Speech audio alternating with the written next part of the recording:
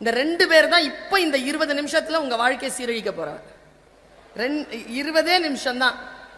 ஆனா அவன் என்ன பண்ணுவான், வாயில நிறைய குப்பையை வச்சிருப்பான். அவன் ஒரு குப்பை தொட்டியை தேடிக்கிட்டே இருப்பான், எதுலையா துப்பலான்னு. வசதியா நமக்கு காதுங்கிற இந்த குப்பை தொட்டி கிடைக்கும் அவனுக்கு, அதில் போட்டுக்கிட்டே இருப்பான்.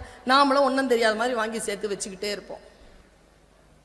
இந்த ஆசிரியர் உங்களுக்கு சொல்லக்கூடிய ஒற்றை சொல் இதுதான். சிகரம் தொட என்று தலைப்பு தந்திருந்தார் ஐயா ரத்னம் அவர்கள். நான் அவரிடத்தில் வேண்டுகோள் விடுத்தேன், சிகரம் தொட என்கின்ற தலைப்பில் நான் பேச மாட்டேன், சிகரம் நம் உயரம் என்கின்ற தலைப்பில் பேசுகிறேன் என்று சொல்லி அவரிடத்தில் அந்த தலைப்பை வாங்கி கொண்டு நான் வந்தேன்.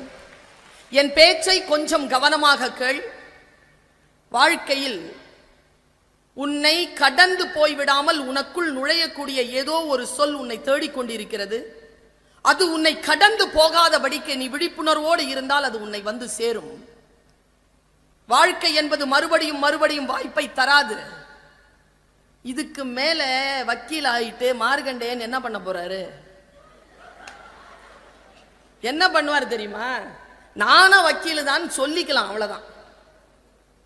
வாழ்க்கை என்பது இளமை பருவத்தில் கிடைப்பது போல் முதிய பருவத்தில் வாய்த்து விடுவதில்லை. யார் வேண்டுமானாலும் படிக்கலாம். ஆனால் உங்களிடத்தில் இருக்கக்கூடிய ஏதோ ஒன்று இந்த மேடையில் இருக்கக்கூடியவர்களிடத்தில் இல்லை. என் குழந்தைகளை நீங்கள் எழுதி வைத்துக் கொள்ளுங்கள். நான் சொல்லுவது உங்களிடத்தில் இயற்கை கொடுத்திருக்கக்கூடிய மாபெரும் வரத்தை நான் சொல்லுகிறேன். அதற்கு பெயர்தான் இளமை. உங்களிடத்தில் இளமை இருக்கிறது. மேடையில் இருக்கக்கூடியவர்களிடத்தில் அது இல்லை, அது கடந்து போய் இருக்கிறார்கள். இப்படி சொல்லுகிறேன். நான் என்னுடைய பேஸ்புக்ல கூட எழுதினேன், இளமை என்பது மை நிரம்பிய பேனா, எழுத தெரியவில்லை. முதுமை என்பது எழுத தெரிந்த பேனா, மை இல்லை.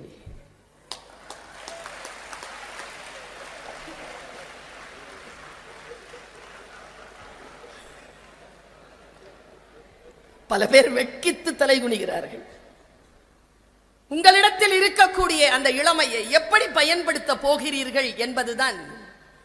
இங்க பாருங்க, இந்த வயதில் இந்த தாய் சொல்லுகின்ற விஷயத்தை நீ எழுதி வைத்துக்கொள்.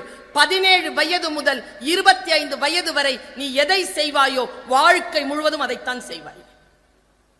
17 வயது முதல் 25 வயதிற்குள் நீ என்னவாக வேண்டும் என்பதனை முடிவு செய். கல்லூரிக்கு வந்திருக்கிறாய் என்று சொன்னால் கல்லூரியிலிருந்து வெளியேறுகின்ற இந்த 3 ஆண்டுகள் உன்னை நீ யார் என்பதனை அடையாளம் கண்டு கொண்டு வெளியேறு. நீ யார் என்கின்ற அடையாளத்தை உனக்கு தரக்கூடிய மாபெரும் வாய்ப்பு இந்த கல்லூரியில் இருக்கிறது. நான் ஒரு விஷயத்தை சொல்றேன், எனக்கு ரத்னம் சார் அதில் கோச்சிக்கிட்டா கூட எனக்கு பரவாயில்ல. ஒருவேளை இத்தனை கல்லூரிகளை நிர்மாணித்து அவர் சொல்கிறார், நீங்க வாங்க, நீங்க என்னுடைய இன்ஸ்டிடியூஷன்ல படிச்சா நீங்க ஜெயிச்சிடலாம்னு சொன்னீங்கன்னா அவர் பொய் சொல்றாருன்னு அர்த்தம். அவருடைய இன்ஸ்டிடியூஷன்ல படிக்கிறதுனால யாருமே ஜெயிக்க முடியாது. ஆனால் அவருடைய இன்ஸ்டிடியூஷன்ல படிச்சா என்ன நடக்கும்னா, நீங்க ஜெயிக்கக்கூடிய வாய்ப்புகளை இந்த இன்ஸ்டிடியூஷன் ஏற்படுத்தி கொடுக்கும். அந்த வாய்ப்புகளை யார் பயன்படுத்திக் கொள்கிறார்களோ அவர்கள் தான் ஜெயிக்க முடியுமே தவிர காலேஜ்குள்ள வந்த எவனுமே எல்லாருமே ஜெயிச்சிடலாம்னா போய்.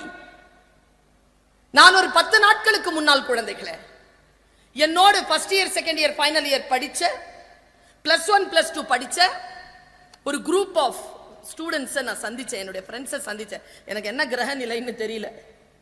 10 நாளுக்கு முன்னால ஒரு 7 பேரை சந்திச்சேங்க.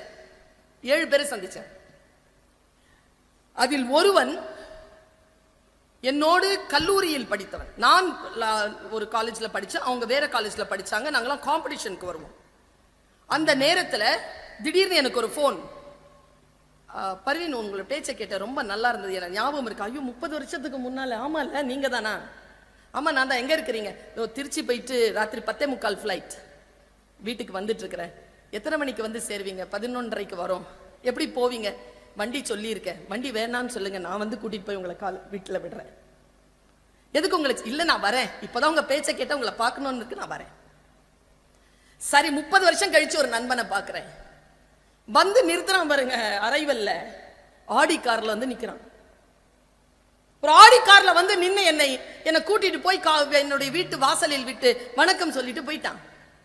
இது நான் என்னோடு படித்த ஒரு மாணவன். இன்னொரு ஒருத்தியை பார்த்தேன்.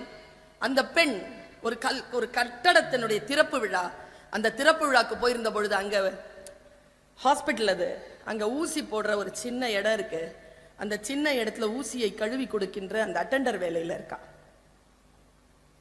இன்னொரு பெண்ணை பார்க்கிறேன், வெளியிலே அந்த மீர்சாஹிப்பேட்டை மார்க்கெட்ல காய்கறி எடுத்து போட்டு கொண்டு இருக்கிறார்.